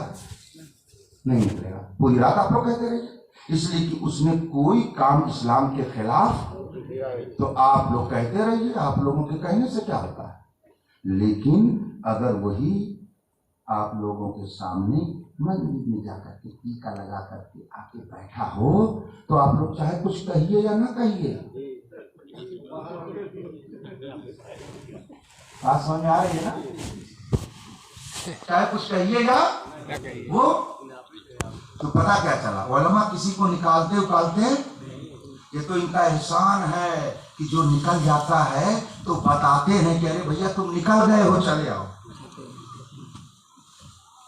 اعلیٰ حضرت کے ماننے والے کسی کو نکالتے، جو نکل جاتا ہے تو اس پر احسان کرتے ہیں کہ تم نکل گئے ہو، شب برات ہے، توبہ کر کے جلدی سے آ جاؤ، نکل گئے ہو آ جاؤ۔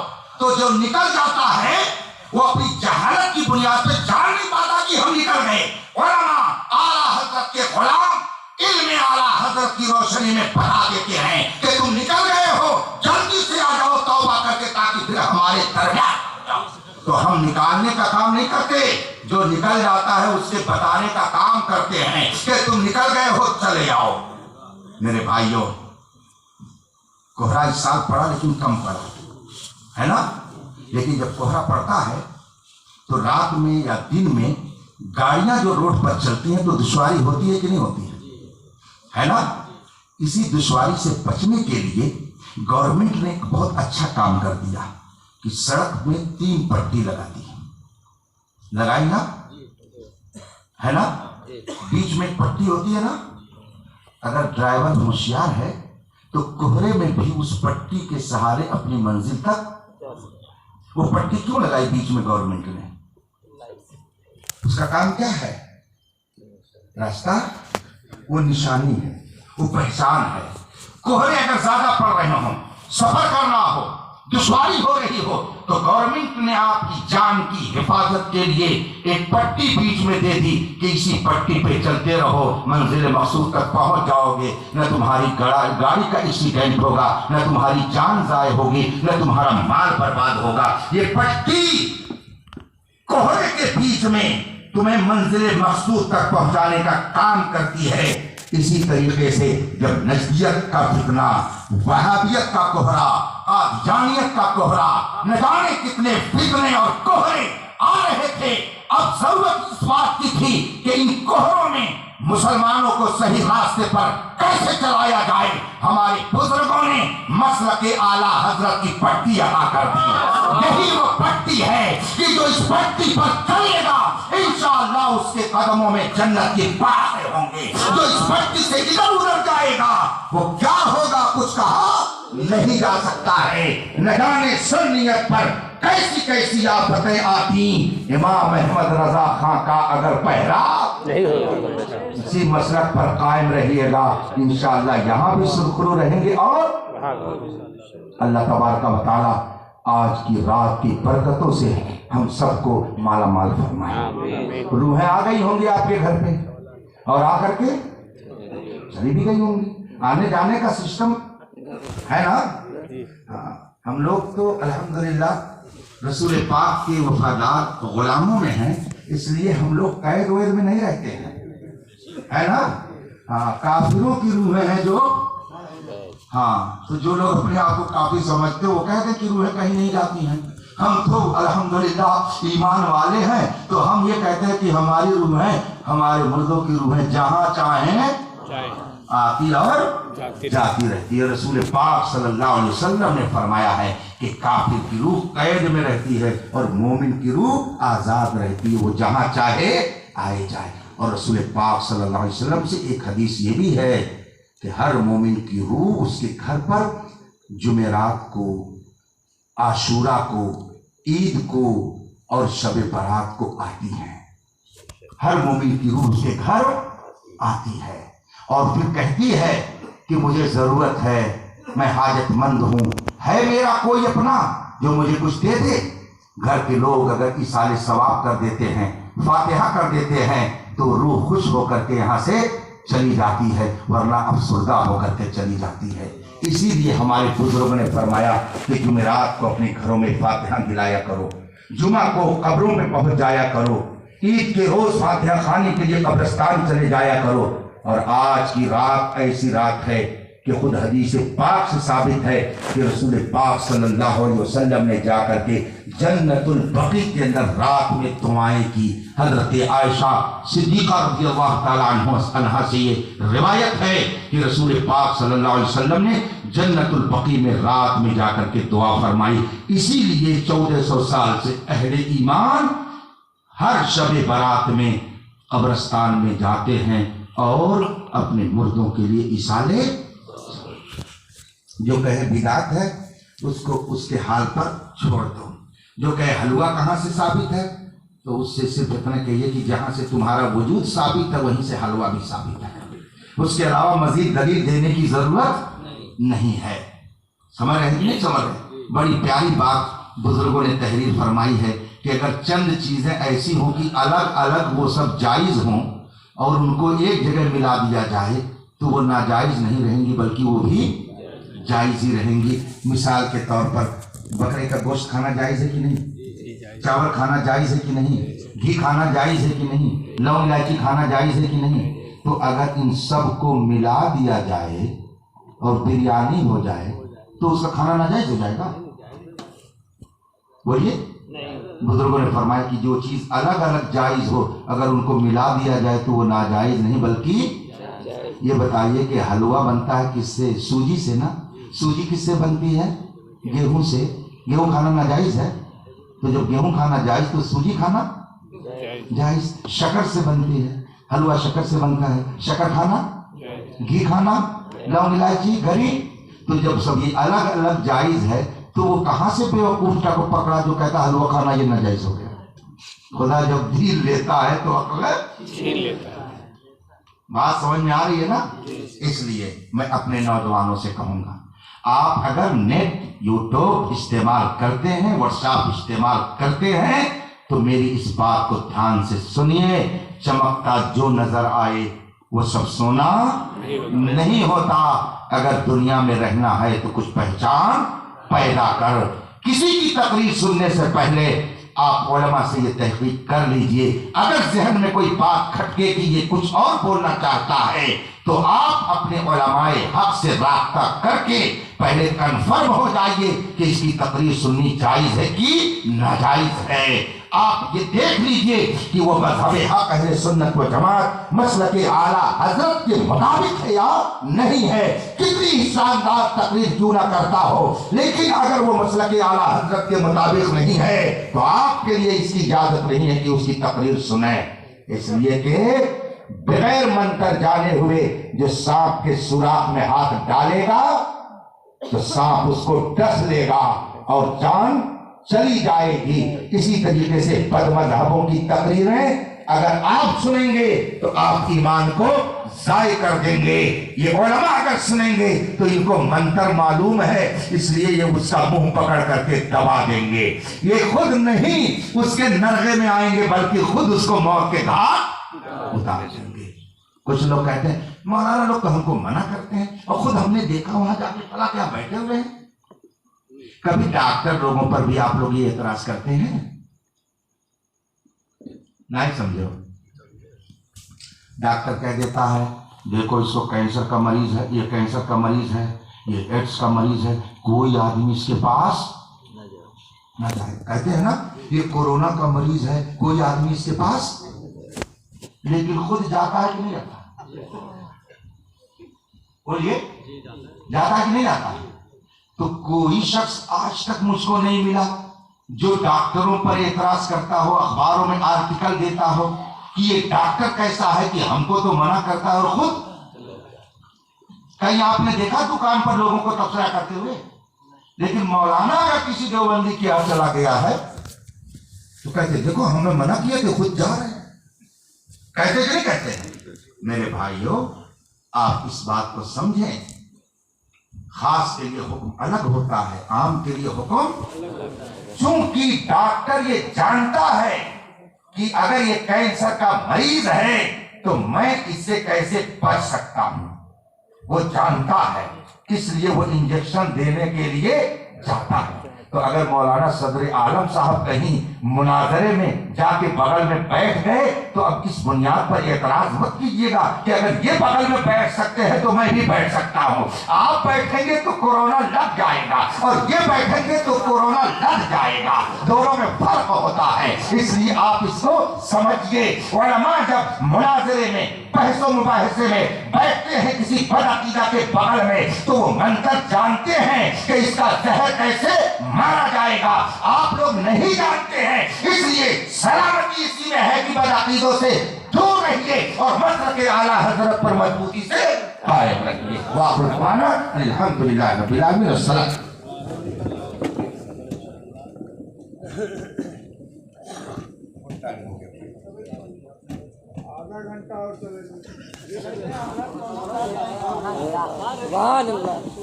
سبحان اللہ بیٹھ گیا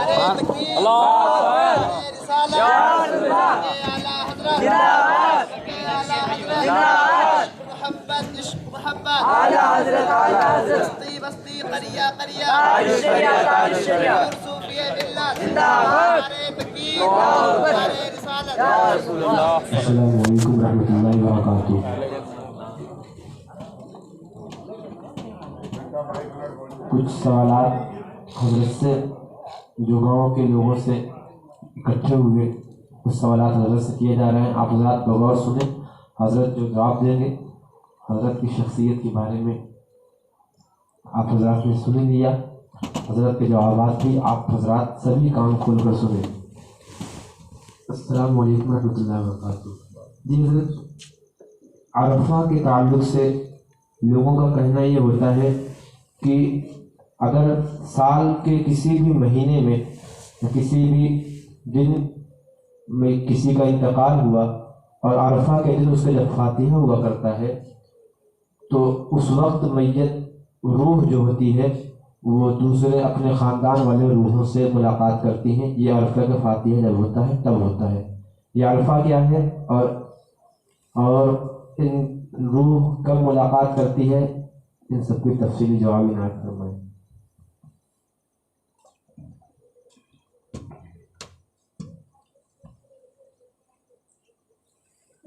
بسم اللہ الرحمن الرحیم۔ عرفہ کا معنی ہوتا ہے پہچان، معرفت، تعریف، تعارف، ان سب الفاظ میں جان پہچان کا معنی پایا جاتا ہے۔ عرفہ کا معنی جاننا اور پہچاننا ہوتا ہے۔ جب روح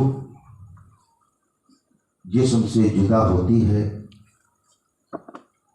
اور خالی جسم قبر کے اندر رکھا جاتا ہے تو روح پھر اس میں منتقل کی جاتی ہے، اور اس وقت سوال و جواب جو کچھ ہوتا ہے جس کی تفصیل آپ حضرات سنتے رہتے ہیں۔ پھر روحیں جو دنیا میں ایک دوسرے سے تعلق رکھتے تھے ایک دوسرے کو وہاں پر بھی پہچانتے ہیں۔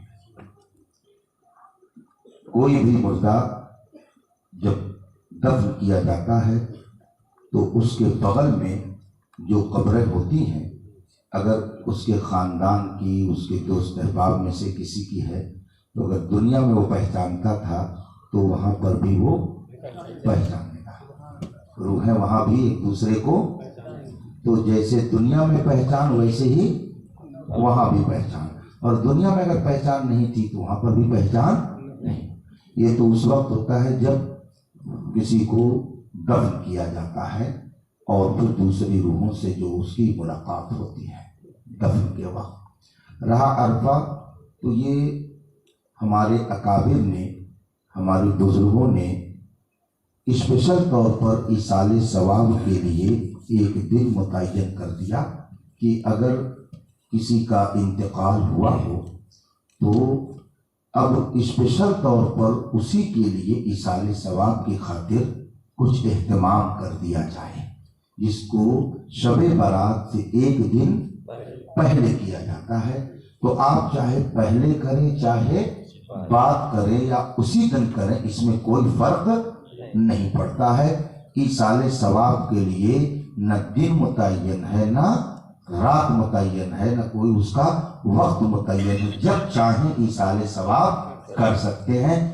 یہ ہمارے بزرگوں نے سہولت کے لیے ایک متعین کر دیا دن کہ آج کے دن یہ کام اسپیشل طور پر جس کا انتقال اس سال ہوا ہو اس کے لیے کر لیجئے، اور پھر دوسرے دن مجموعی طور پر سب کے لیے ایصال ثواب کی خاطر اہتمام کیا جائے۔ تو یہ جو عرفہ ہوتا ہے اور ایک دن پہلے اہتمام کے ساتھ فاتحہ وغیرہ کرائی جاتی ہے، یہ ہم لوگوں کے عرف کے مطابق بزرگوں نے سہولت کے لیے متعین کر دیا ہے، شرعاً یہ کوئی لازم و ضروری نہیں ہے۔ واللہ تعالیٰ عنہ۔ جی دوسرا سوال کہ اگر کوئی عورت عدت میں ہو اور اسے بوجہ مجبوری مثلاً تحصیل وغیرہ جانا ہے، جس سے اسے شوہر کے جو بھی میراث میں چیزیں ہوں جیسے کہ زمین کے تعلق سے یا مکان کے تعلق سے، پھر اب اسے تحصیل یا دیگر دوسری جگہوں پہ جانا ہے، تو وہ عدت کا کیا حکم ہے؟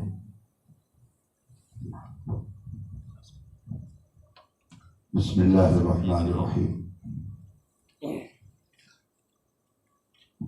جو عورت عدت میں ہو،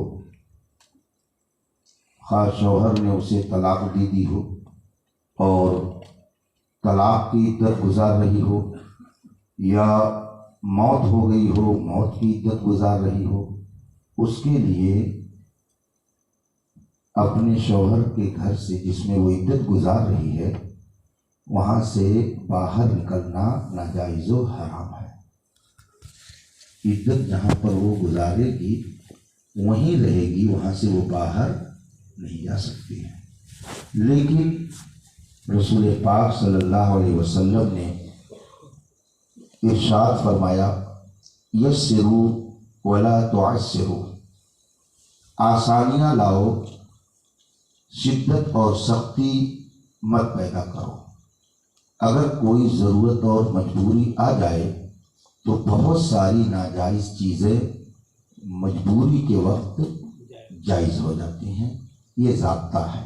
الضرورات تبیح المحظورات، مجبوری کے وقت ممنوع اور ناجائز چیزیں بھی جائز ہو جاتی ہیں۔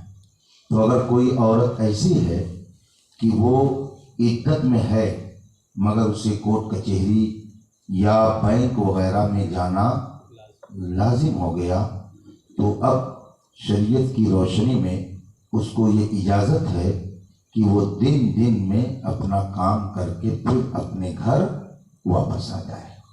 گویا دن میں وہ اپنی اس طرح کی ضرورت کے لیے باہر جا سکتی ہے، مگر رات اپنے اسی شوہر کے گھر میں گزارے گی۔ عدت کے دن میں ضرورت کے تحت وہ باہر جا سکتی ہے، مگر رات اپنے شوہر کے گھر ہی میں گزارے گی۔ واللہ تعالیٰ عنہ۔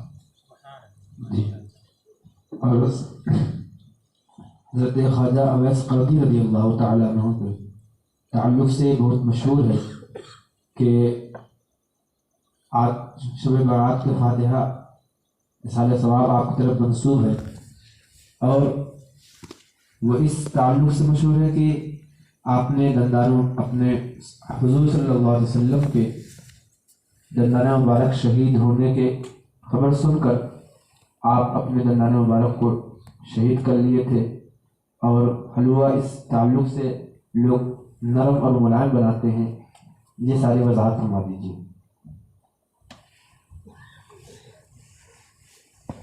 بسم اللہ الرحمن الرحیم۔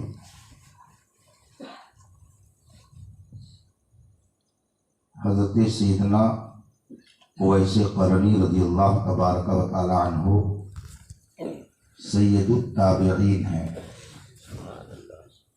ताबिईन में उनका मकाम बहुत बुलंद है, मगर उनके हवाले से जो ये बयान किया जाता है कि उन्होंने मोहब्बत नबी में अपने दांतों को तोड़ डाला, ये रिवायत सही नहीं है।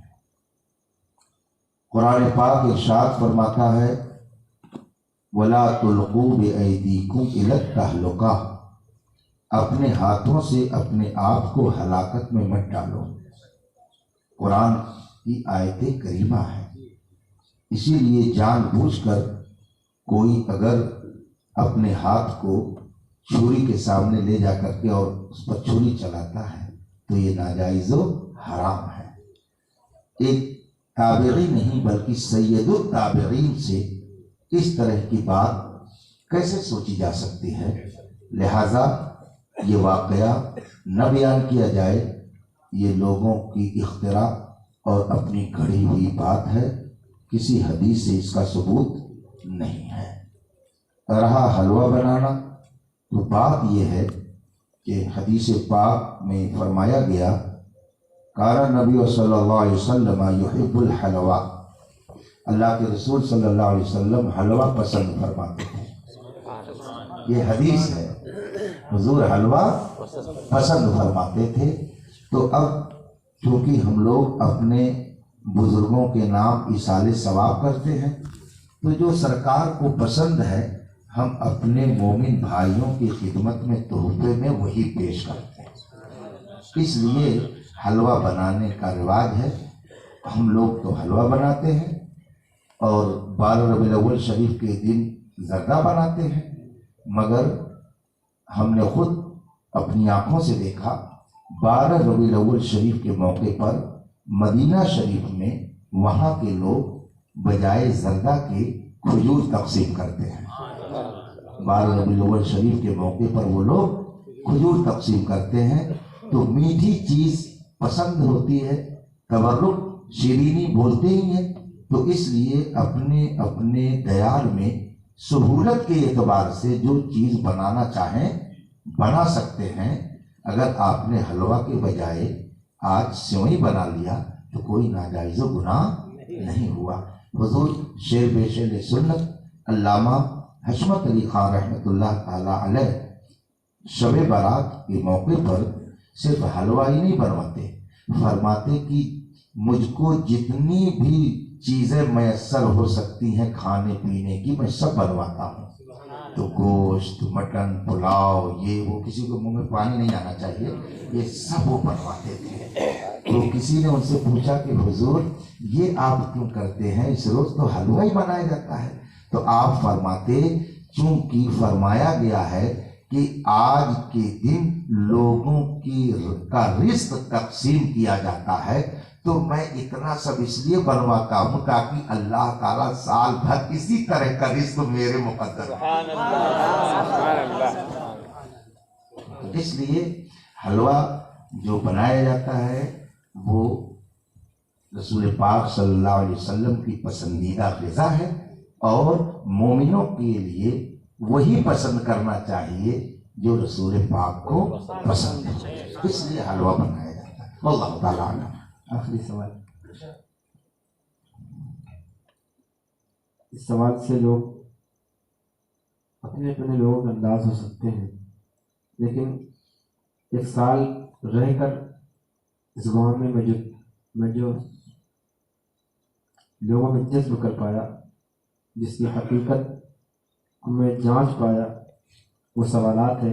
लेकिन हकीकत है, ये अलग बात है कि आप ये गांव का मसला है और हो सकते हैं बाहर के भी लोग तशरीफ़ हैं, तो ज़्यादातर लोगों को सुबह मुझे कुछ सुनने को मिले, और जाहिर सी बात है जो हक़ है वो हक़ है। जी हज़रत, अगर कोई अपनी दुश्मनी में किसी बच्ची का रिश्ता तुड़वाए, ऐसे लोगों के ताल्लुक़ से क्या हुक्म है?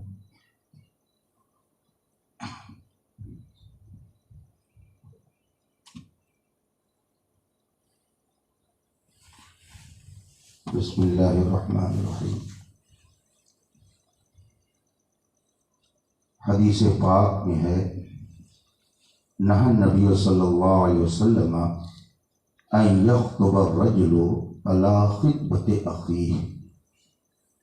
رسول پاک صلی اللہ علیہ وسلم نے منع فرمایا ہے کہ آدمی کسی بھائی کے طے شدہ رشتے پر اپنا رشتہ بھیجے، یعنی اگر کسی کا رشتہ طے ہو گیا اور آپ کو معلوم ہے تو اب آپ کو یہ اجازت نہیں ہے کہ آپ اپنا رشتہ وہاں لے کر کے جائیے۔ تو آپ غور کیجئے کہ اگر کسی مومن کا رشتہ طے ہو گیا ہے تو جب وہاں آپ کو رشتہ بھیجنا جائز نہیں ہے تو جو رشتہ متعین ہو چکا ہے اس کو ختم کرانا کیسے جائز ہو سکتا ہے؟ یہ ناجائز و گناہ ہے اور ایذائے مومن ہے، ایک مسلمان کو تکلیف دینا ہے۔ اور رسول پاک صلی اللہ علیہ وسلم فرماتے ہیں من آذا مسلما فقد آذانی ومن آذانی فقد آذى اللہ۔